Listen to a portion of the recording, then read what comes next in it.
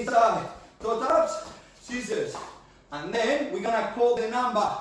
So let's say 1. You're gonna go with the ball, foot on top, roll it around the number.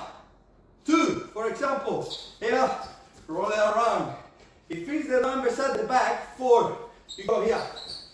Or 3, you go here. Yep, got it? Yep, alright, ready?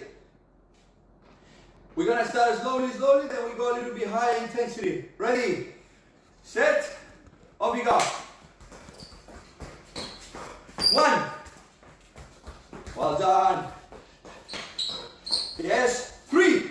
So 3, here. Quick reaction. Well done. Here. 1 and 2. 1, change leg. 2, well done. 3 and 4. 3, change leg quick. Around 4. Let's go. Here. 4, 3, 2. So 4, over. 3, and keep going. Well done.